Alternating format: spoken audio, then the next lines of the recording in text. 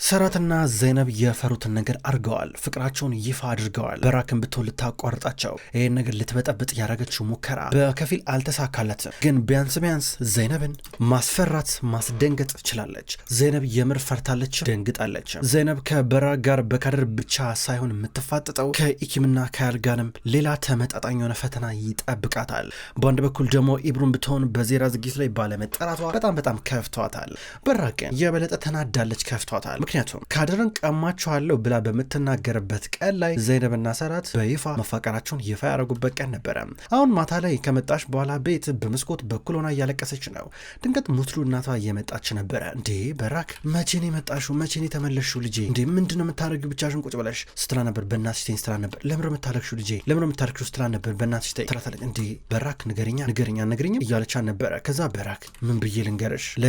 ለዘይነብና ለሰራት ካድር ልወስዳት እንደምፈልግ ነግራቸው ይጄ ነበረ። ሁሉንም ሰው እዛ ሰብስበው ነበር በቦታው በይፋ እንደሚፋቀሩ ሁሉንም ሰው ሊናገሩ። እኔ ደግሞ እንደ ጅል መሃላቸው ቆሜ በቃ ይህን ሁሉ ነገር ሳዳምጥ ነበረ። ልጆቼን አየኋቸው። ተመለከትሽ? ዘይነብ መታ ህይወቴን ነጥቃኛለች፣ ባሌን ነጥቃኛለች። እኔ ደግሞ እዚህ በማለቤት ጅል ሆንኩ። በቃ በማለቤት ምንም ነገር ሳላገኝ ልቀር ነው አለቻት። ልጄም እንዳታስቢ ዘይነብ እንዳልሻት ከሆነ ጥሩ ልጅ የምትሆን ከሆነች ካድርን በጭራሽ አሰጥሽም ማለቴ እንደውም ልውውጥ ነው የምታደርገው አለቻት። የምን ልውውጥ ትላታለች። አልገባኝም ስለምን ልውውጥ ነው የምታወሪው ብላ ጠይቀቻት። ልውውጥ ያልኩትማ በሰራት ምክንያት ያው ከድረን እሷ ትወስድና ሰራትን ላንቺ ትተውልሻለች አለቻት። ይህን ጊዜ በራክ ኧረ የምሬ ነገር ይፈጠራል፣ የምሬ ነገር ይሆናል፣ ስታስብ ይሄ የሚሳካ ይመስልሻል አለቻት። አዎ ልጄ ይሳካል፣ ማዘነሽን አቁሚ፣ እንማከርበታለን ብላ እያቀፈች ስታባብላ ነበረ። በሌላ በኩል ዘይነብ ብትሆን ዛሬ በሆነው ነገር ደብሯታል፣ ደንግጣለች። ከዛውን ዋና ሳሎን ቁጭ ብላ ቸኮሌቶች እየበላች ነው። ጥንጥዬ ቸኮሌቶች እየለቀመች እየበላች ድንገት ሰራት እየመጣ ነበረ። ቸኮሌት መብላት ጀመርሽ እያለ አጠገቧ እየተቀመጠ ነበረ። ታዲያ ምን ማድረግ አለብኝ? እንግዲህ ህይወት አንዳንድ ጊዜ እንደዚህ ታደርገኛለች፣ ስለዚህ በቸኮሌት ማካካስ አለብኝ እያለች እስኪ ብሎ ሊበላ ነበር። አረባ ክል አልሰጠ አለችው። እንዴ ለኔ አታካፍኝ ማለት አላካፍልም ስትለው ነበረ። ግን እኮ ከኔ ጋር እኮ በህይወት እኮ ትካፈያለሽ እኮ እያለ ነበር። ህይወት ሌላ ነገር፣ ቸኮሌት ደግሞ ሌላ ነገር ነው። ገባ አይደለ? ቸኮሌት እንዴ ለማንም አላጋራም እያለችው ነበረ። ከዛም በኋላ መብላቷን እያቆመች ነበረ።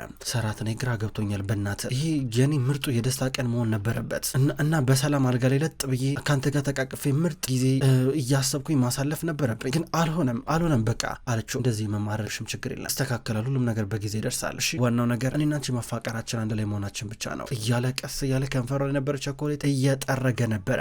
ከዛ መላፋትና መቃለል ጀመሩ። ወደ ውስጥ እንግባ ይባባላሉ። ከዛም እያቀፋን ነበረ። ሰራትና ዘይነብ ወደፊት ስለሚጠብቃቸው ነገር በጥቂቱም ቢሆን ይማከራሉ። በሌላ በኩል ዘይነብ በጠዋት ከካድር ጋር ናት። ሶፋ ላይ ቁጭ ብላ አንዳንድ ነገር እየሰራች ነው። ይህም እጅ ላይ የሚታሰር በገመድ የሚሰራ መጫወቻ እጅ ላይ የሚታሰር ነገር እየሰሩ ናቸው። ቁጭ ብለው አብረው እየሰሩ እኔ እየተሳካልኝ ነው ሰሩ ትላለች። ካድር ደስ ብሏት ዘይነብ አንቺ እኮ ትችያለሽ ጎበዝ እያለች ስታበረታታት ነበር። ድንገት ሀይልና ኢኪም መጡ። ሁለቱ ታማሞች ብዙ ጊዜ አመለካከታቸው ለዘይነብ እየተቀየረ ነው ያለው። በተለይ ደግሞ ኢኪም ትብሳለች። ኢኪም ገና ከመምጣቷ ፊቷ ተከስክሶ ትንሽ ዘፍዘፍ አድርጋው ነበረ። ተመልከቱ ምን እየሰራ እንዳለ፣ ኑ አብረን እንጫወት፣ ኑ አብረን እንስራ ስትላቸው ነበር። ምንድነው ትላለች ኢኪም። ከዛ እጅ ላይ የሚታሰር በጣም ደስ የሚል ብራስሌት ነገር ነው ስትል ነበር ሀያል። ከዛም በኋላ ድንገት ዘይነብ ነይ ልሰርልሽ ብላ ወደ ሀያል ቀረበችና አሰረችላት። ሀያል እሺ ብላኝ ተቀበለች። ካድ ደግሞ መታ ኢኪም ልታስርላት ነበረ። እኔ ብራስሌት አልወድም ብላ በአንድ ሀሳቡን ተቃወመች። ከዛም በኋላ ዘይነብ ይህን ስትሰማ ምን ችግር አለው ከፈለግሽ ቦርሳሽ ላይ ላርገልሽ ወይም ራስሽ ቦርሳሽ ላይ አርጊው አለቻት። ያምራል ስትላት ከዛ ካድር ይህን ሰማችና በእጇ ላይ ሰጣት ሄዳ ተቀመጠች። ካድር እየከፋት ነበረ። ድንገት ሰራ መጣ። ልጆች መጣችሁ አራባችሁ ብሎ ቁርስ እንብላ ሲል ነበረ። ኧረ ርቦናል አሁን ቁርስ እንብላ ትላለች ዘይነብ። ከዛ ሀያልና ኢኪም አይ ዛሬ ከእናንተ ጋር ሲሆን ቁርስ የምንበላው ከአያታችን ጋር ነው ብላ ተናገረች። ሀያል ምን ማለት ነው ደግሞ ብሎ ሰራት ጠየቀ። ጠዋት ነበረ መታ እየጠራችን ጋብዛናለች፣ መልካም ጊዜ እያሉ በቀጥታ ጥለውት ሄዱ። ሰራት የልጆቹ ባህሪ መቀየር ምናምን ነገር ምንም ትኩረት አልሰጠውም። እንደውም እንደዚህም አልተሰማው። ዘይነብ ብትሆን ትንሽ እየሸተታት ነው የሆነ ነገር። በአንድ በኩል ሰራት ማየ ምን እየሰራችን ያለችው በጠዋት ሀያልና ኢኪም ላይ የሆነ ነገር ጨዋታ እየፈጠረች ነው። እንደዛ መሆን አለበት፣ በሰላምም አይደለም ይላታል። አራን ያላዝንም ችግር የለም ማሰብ አልፈለገም። ለማንኛውም በቃ እንሂድ እያለችው ነበረ። በተለይ ደግሞ በውስጥ በኩል ዋናው ሳሎን በአንቺ ምርጫ ደስ ካለሽ ይስተካከላል ብሏን ነበረ። ከዛም በኋላ እዚህ ጋር ዘይነብ ይህን ሀሳብ አነሳችበት። ፈርኒቸር መሸጫውን ሄደን እናናግረዋ፣ እኔ በራክ የመረጠችው ምንም ነገር እዚህ ቤት ውስጥ እንድን አልፈልግም፣ መቀየር አለበት አለችው። ይቻላል እያላን ነበረ። ዘይነብ ድሮ ለእሷ ትርጉም የማይሰጡ ብዙ ነገሮች አሁን ትርጉም እየሰጧት ናት። ልክ እንደ በራክ እየሆነች ነው። ከዛ የሰራችውን ብራስሌት ለሰራት እያደረገችለት ነው። በሌላ በኩል በራክ አሁን ያለችው ከእናቷ ጋርና ከሆነ ጠበቃ ጋር ያለችው። ይህ ጠበቃ የቲቤት ጠበቃ ነው። ቲቤት ስለሞተ እንዳለ እሱ ያለው ሀብት ንብረት በሙሉ በቀጥታ ወደ በራክ ነው የሚተላለፈው። ቲቤት በጣም ሀብታም ሰውና ባለጠጋ ነው። ያለው ነገር በሙሉ ውርሱ ወደ አንቺ ነው የሚሆነው። እዚህ ጋር ብቻ ፈርሚ እያላን ነበር ጠበቃው። በራክ ደስ ብሏት ፈረመች። ሟቹ በጣም ብዙ ሀብት አለው መሰለኝ ብላ ሙስሉ ጠየቀች። አዋ እያለ ጠበቃው ይመልሳል። ፈጣሪ ይመስገን በሰላም ነፍሱን ያሳርፈው ትላለች ሙስሉ። ጠበቃው ጭንቅላቱን ይነቀንቃል። በቃ የውርሱ ሁኔታ ሲጠናቀቅ አሳውቅሻለሁ ብሏት ከተቀመጠበት ተነሳ። ከዛ በራክ የሆነ ነገር መጣላት። ጠበቃ ቆይ አንዴ እኔ የምልህ ማለት እኔ የአቶ ቲቤትን እንዳለ ውርስ ከወረስኩኝ እንዳለ እሱ ያበድራችሁ ሰዎች ደግሞ ብድራቸው ለእኔ መስጠት አለባቸው አይደለ ብላ ጠየቀችው። አዎ በእርግጠኝነት እንደዛ ነው ወይዘሮ በራክ ይላታል።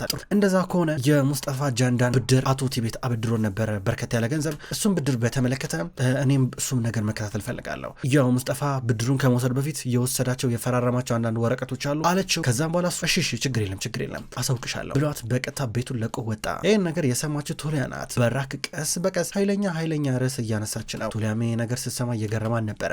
ሙትሉ ወደ ልጇ ቀረበች። አሁን ልጅ ሀብታም ልትሆኝልኝ ነው፣ ለእናትሽ መኪና ገዢላትም አለቻት። አንቺ መጀመሪያ ለራስሽ ነዋ የምታስቢው፣ በቃ ለራስሽ የሆነ ነገር እንዲገዛልሽ ነው የምትፈልጊው ልክ እንደ ህጻን ልጅ አለቻት። እንዴ እኔ እኮ ለራስሽ ብዬ ከሆነ እኔ ልጅ ማለቴ እናቷን ተመልከቷት በእግሯ ነው የምትሄደው እንዳይባል ነው፣ ስምሽ እንዳይጠፋ ነው ማለቴ የበራክ ታጀርናት ማለቴ ይቅርታ የበራክ ኮክሳል እናት በእግሯ ትሄዳለች ታክሲ ትጠቀማለች ተብሎ እንዳይወራብሽ እኮ ነው ለራስሽ ብዬ ከሆነ ስምሽ እንዳይጠፋ ነው ትላታለች። በራክ ማይመስል ነገር አታውሪ እያለቻ ነው። ድንገት በር ተንኳኳ። ከዛ ቱሊያ ቶሎ ብላ በሩ ልትከፍት ነበረ። ድንገት በራክ ቀደመቻትና ከእናቷ ጋር እዛው በር አካባቢ እያወራች ስለነበረ በሩን ቀድማ ከፈተች። በሩን ስትከፍት የመጡት ሁለት ፖሊሶች ናቸው። በራክ ኮክሳል ይሏታል። አሁን እኔ ስትል ነበረ ወደ ጣቢያ መምጣት አለብሽ፣ የቲቤት ኮክሳልን አሟሟት የባለቤትሽን አሟሟት በተመለከተ ቃልሽን መስጠት አለብሽ አለ አንደኛው ፖሊስ። ከዛ በራክ ግራ ገባ፣ ደነገጠች። ይህን ጊዜ ሙትሎ እናቷ እንዴ ልጄ ገና ሀዘኗን አልቀሳ እንኳን አልተወጣችም፣ እናንተ ምሮ የምትመላለሱት ስንት ጊዜ ነው እሷ ቃሏን እየመጣች የምትሰጠው እንዴ ነገር በቀን ነው እንደ መሆን ያለበት እያለች እየጠየቀች ነበረ። አዎ በቃ ቀደም ተከተል ነው ይላል ፖሊሱ። ከዛ በራክ በቃ ቦርሴ ላምጣ እያለች ወደ ውስጥ ገባች። ቦርሷን ይዛ ቶሎ እየወጣች ነበረ። ቱሊያ እንዲሁ ብቻቸው ቤት ውስጥ እየቀሩ ናቸው። ቶሎ ቱሊያ በሩን ከፍታ በፍጥነት ወጣች ነው። በሌላ በኩል ዘይነብ እንዲሁም ሰራት አሁን ከቤት እየወጡ ናቸው። በቀጥታ ካድር ዘላ የሰራት መኪና ውስጥ እየገባች ነበረ። በቃ እንግዲህ ጠበቃው ጋር ደውለትና ማድረግ ያለበትን ነገር ያደርጋል። ታውቂያለሽ በካድር ጉዳይ ተስፋ አልቆርጥም እኔም በሆን ካድርን አሳልፌ ለባሪያክ አልሰጣትም ታውቂያለሽ ይላታል። እኔ እንጃ ሰራት ፈርቻለሁ። እኔ ካድርን ማጣት አልፈልግም። እዚህ ደረጃ ውስጥ የገባሁት የደረስኩት ለሷ ብዬ ነው አለችው። እሱ ጸጉሯን እየነካ አውቃለሁ ምንም ነገር አይፈጠርም እንዳፈሪ እሺ እያለ ነበረ። ስልክ ተደወለለት። ቱሊያ ናት የምትደውለው። ስልኩን አነሳው። ተናገሪ እያለ ነበር። አቶ ሰራት ወይዘሮ በራክ አሁን ቅርብ ጊዜ በፖሊስ ተወሰደች ማለቴ የአቶ ቲቤትን ሞት በተመለከተ አሟሟት በተመለከተ ለጥያቄ ትፈለጋለች ብለው መተው ወሰዷት እንድታውቀው ብዬ ልንገር ብዬ ነው አለችው። ጥሩ ብሎ ስልኩን ዘጋው። ምን ተፈጠረ ትላለች ዘይነብ። በራክ ለጥያቄ ተፈልጋ ፖሊስ ወሰዳት የቲቤትን አሟሟት በተመለከተ ይላታል። ኧረ እባክህ እና ታሰረች ብላ ጠየቀችው። አይመስለኝም ለማሰር እንኳን ማስረጃ ያላቸው አይመስለኝም። ያው በራክ ቲቤትን እንደገደለችው የምናውቀው እኔ አንቺና ወንድሜ ጃን ብቻ ነው ሌላ ማንም የሚያውቅ የለም አላት። ነጃቲስ አለችው። ነጃቲ በራክን አሳልፎ መስጠት ቢፈልግ ኖሮ ድሮ ነው ያደረገው ነበረ ይላታል። ሰራት በዚህ ጉዳይ እርግጠኛ ነው። እንደዛ ከሆነ እሺ እያለች እሷ ጭንቅላቷን ትነቀንቃለች። በሌላ በኩል ጂያን ወደ አዝራ ጋር እየመጣ ነው። ደስ ብሎት በደስታ እየተፍለቀለቀ ነበረ። ወደ መኝታ ክፍሉ ገባና የኔ ፍቅር ተነሺ ተዘጋጂ እያላ ነው። ወዴት ትለዋለች። ወደ ዶክተር ነው ቼክአፕ አለብን እኮ ዛሬ አልትራሳውንድ መታየት አለብን እኮ ማለቴ ጊዜው ደርሷል ትታያለሽ እያለን ነበረ። ልጄን ለማየት ጓጉቻለሁ እያለን ነበረ። ኧረ እሺ ብላ ካልጓሌ ተነሳች። በነገራችን ላይ በተፈጥሯዊ መንገዷ የምትወልጁ እያለን ነበረ። እሱን እኔ አልወሰንኩም እኮ እሱን ነኝ እኔ የምወስነው አለችው። አይደለም ጤናማውና ትክክለኛው መንገድ እሱ ነው በማለት ይናገራል። አይደለማ እዚህ ጋር ልጁን የምወልደው እኔ ነኝ እንጂ አንተ አይደለም ገባ ስትሎ ነበር አይደለም። ለምሳሌ በራክ የወለደችው ልጆቿን በተፈጥሮ መንገድ ነበር። ይሄን እናውቃለን እና በተፈጥሮ ቢሆን ጥሩ ነው። ስለምን ሌላ ነገር ነው የምታስብ እያለን ነበረ። ሌላ ነገር አታስቢ፣ አትጨናነቂ የኔ ፍቅር ብሎ አባበላት። ዞር ብላ ካሜራውን ተመለከተችው። ጥንጥያዋን አሻንጉሊት ከተመለከተቻት በኋላ ከዛ እና ታዲያ በተፈጥሮ ነው ብቻ ተወልጁ ብለህ ልታስፈራራኝ ነው እያስፈራራኝ ነው አለችው። የማስፈራራት የኔ ፍቅር እኔ ስለ ልጃቸው ሁኔታ እኮ ነው የማስበው። ምንድነው ሌላ ነገር የምታስብ ቆይ አንቺ እያለን ነበረ። እሺ ብላ ልብሷን ልቀይር ዞር እያለች ነበረ። በሌላ በኩል ኢኪምና ከአያታቸው ጋር ሆነው ቁርስ እየበሉ ናቸው። እኔ እንግዲህ ያልኩት ሁሉም ነገር እውነት ሆኗል። እኔ ያልኩት ነገር እያንዳንዱ ነገር ነው እውነት የሆነው። መጀመሪያ ምን ስል ነበረ ለሰራት ነግሬው ነበረ እቺ ሰው ሴት ኃይለኛ ናት፣ ትወስድሃለች፣ ሀሳብን ሙልጭ አድርገን የምትወስደው ከልጆች ትለያለች ስለው አልሰማኝም። ይሄው የሆነው ነገር ታውቃላችሁ ስትል ነበረ። እህቴ ዘይነብ እንደዚህ አይነት ሰው አይደለችም። አባዬ ያፈቅራታል ልክ ነው፣ ነገር ግን አንቺ እንደምታስበው አይደለም ትላታለች። አይደለም ይኸውልሽ ያው እንዲያፈቅራት ማድረግ ትችላለች። ወደፊት ደግሞ ምን ልታስገድል እንደምትችል ታውቃላችሁ አይደለም። ካደር እዚህ ቤት ከገባሽ ጊዜ ጀምሮ ጀምሮ ምን ልታርግ ትችላለች ዘይነብ? እስኪ ካደርን ይዛት ስትሄድ ምናልባት ሰራት አብሯት ተከትሏት ሊሄድ አይችልም? ሌላ እቅድ ቢኖራት ስትል ነበረ። ምን አይነት እቅድ ታለች ኪም? በጣም ጥሩ በጣም ጥሩ። ይኸውላችሁ አባታችሁ ካደርን ሲያሳድጋት በማደጎ ሲወስዳት እንዳለ ውርሱ ይከፋፈላል፣ ለእሷም ይሆናል። ሰማላችሁ አይደለ? ይሄ ማለት ዘይነብ የምትወልዳቸው ልጆች ጨምሮ ማለት ነው። ዘይነብ ከዚህ በኋላ ልጆች ከወለደች እንደዛ ይሆናል። እናንተን ደስተኛ ለመሆን ስትል ከእሱ ህይወት ማስወጣት አለባት። ምክንያቱም የእሷ ልጆችና የምትወልዳቸው ልጆችና እናንተ ልተስማሙ አትችሉም። ስለዚህ ወደ አዳሪ ትምህርት ቤት ታስገባቸዋለች አለቻቸው። የበለጠ እየፈሩ መጡ። የምር አስፈራቸው። ሀያለም ብትሆን ከኢኪም በጣም ረጋ ያለችው እህቷ፣ ረጋ ያለ ባህሪ ያለባት እህቷ አሁን እየተረጋጋች አልነበረም። ተረጋገጠች። አባዬ እንደዚህ ነገር አያረግም እናውቀዋለን እያለች እዚህ ጋር ሀያል ለአባቷ ብላ ተከራከረች። ኢኪም ደግሞ እንዲህ አባዬም እማዬም ከዚህ በፊት አስበነው ገምተነው የማናውቀውን ነገር አርገውብናል፣ ይህን ላለማድረጉ ምን ማረጋገጫ አለን ትላለች ኢኪም። አያታቸው ሴቪም ትክክል ብላ ጭንቅላቷን ትነቀንቃለች። በድንገት አዝራ እንዲሁም ጂያን ቁርስ ሊበሉ እየመጡ ናቸው። ከዛም በኋላ ተቀመጡ። ጂያን የወንድሙን ልጆች እየሳመ ተቀመጠ።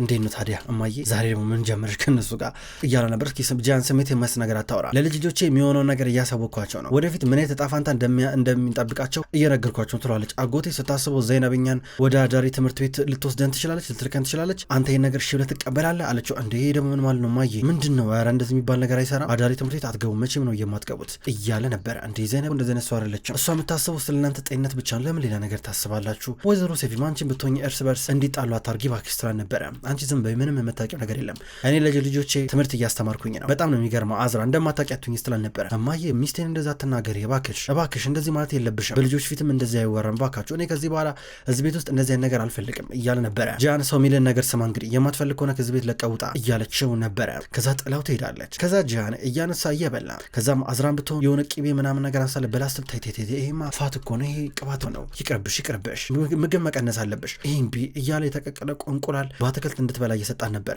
በአያልና በኢኪም ፊት ሲያሳፍራት እንደ ጂያን ምንድነው የምታረገው ብላ ትጠይቃለች።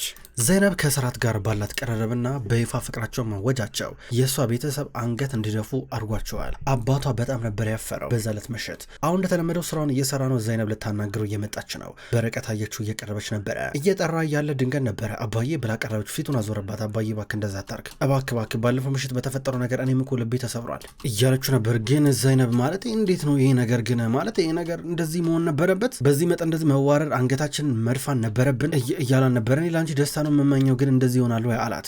አባዬ እኔ እኮ ደስተኛ መሆን ነው ፈልገው፣ ብዙ ጥያቄ ጠየቅኩኝ እንዴ፣ ብዙ ነገር አድርጉልኝ አልኩኝ እንዴ፣ አስቸገርኩኝ እንዴ ያለችው። ልጄ እኔ በዚህ ይህን ግንኙነት አይደለም የምቃወመው፣ ነገር ግን በዚህ ውስጥ ደስተኛ አትሆኝም ነው የምልሽ። እመኝኝ ይኸውልሽ እዛ ቤተሰብ ውስጥ ገብተሽ ደስተኛ አትሆኝም፣ አይፈልጉሽም እያለ ነበር። ሰራት ግን ይፈልገኛል፣ ልጆቹን ይፈልጉኛል፣ ያ አይበቃም እንዴ ስትለው ነበረ። ልጄ እመኝኝ፣ አሁን ልጆቹን እንወድሻለን ይሉሻል፣ በኋላ ግን ከእናታቸው በላይ ማንን እንደመዱ ታረጋግጫለሽ። ፈጠነም ዘገየም የእናት ፍቅር ያሸንፋል፣ የእናትን ፍቅር አተኪም እያለ ነበር። እኔ የእነሱን እናት ለመሆን አለመሞክረው፣ እኔ ዘይነብ ነኝ ታላቅ እህታቸው፣ በዛ መንገድ ነው የምቀጥለው እያለችው ነበረ። ደም ይበልጣል፣ የደም ትስስር ይበልጣል። ዛሬ እንወድሻለን ይሉሻል፣ ነገር ግን የእናት ፍቅር ያሸንፋል። ዘይነብ እመኝኝ፣ በዚህ ነገር ውስጥ በሙሉ ደስተኛ አትሆኝም። በኋላ የብራክን የእናታቸውን ቦታ ለመተካት በመሞከርም ሊወቅሱሽና ቂም ሊይዙብሽ ይችላሉ። ይኸውልሽ እየነገርኩሽ ነው፣ የሰራት እናት አለች፣ የእሱ ወንድም አለ።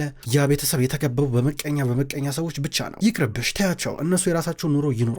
እስኪ ተመልከቼ፣ እስኪ አሁን ተጋባችሁ ይባል ምንድነው የሚሆነው? እስኪ እንዴት ነው ኢብሩና ሙስጠፋ የእነሱን አይን የሚያዩት? እንደዚህ አይነት የተካረረ ሁኔታ ውስጥ ሆነ ነው የምንቀጥለው? እንዴ ምን ማለት ነው? ያኔ ኢኪም ሆስፒታል እያለች እኛ መምጣት አልቻለም ነበረ፣ ያንቺ ወንድም መምጣት አልቻለም ነበረ።